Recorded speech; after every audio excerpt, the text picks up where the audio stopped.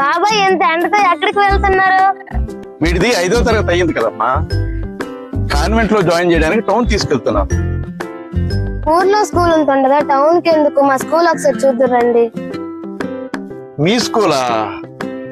నాకు టైం అయిపోతుందమ్మా, త్వరగా వెళ్ళాలి. పర్వాలేదు, ఒకసారి చూద్దురండి బాబాయ్.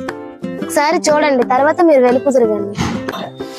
విశాలమైన తరగతి గది, రంగురంగుల బెంచీలు ఇవన్నీ మా ప్రభుత్వ పాఠశాలకే సొంతం.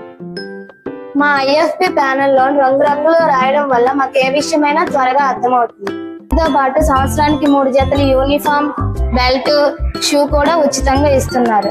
ఇవే కాకుండా బ్యాగ్, నోట్ పుస్తకాలు, పాఠ్య పుస్తకాలు అన్ని ఉచితంగా ఇస్తారు. వారానికి 5 రోజులు గుడ్లు, 3 రోజులు చిక్కి, 3 రోజులు రాగి జావా మరియు పౌష్టిక ఆహారం, రుచికరమైన వంటలు అన్ని మాకు ప్రభుత్వ పాఠశాలలో ఉచితంగా లభిస్తాయి. వెల్ క్వాలిఫైడ్ టీచర్స్ మన ప్రభుత్వ పాఠశాలలో ఉన్నారు.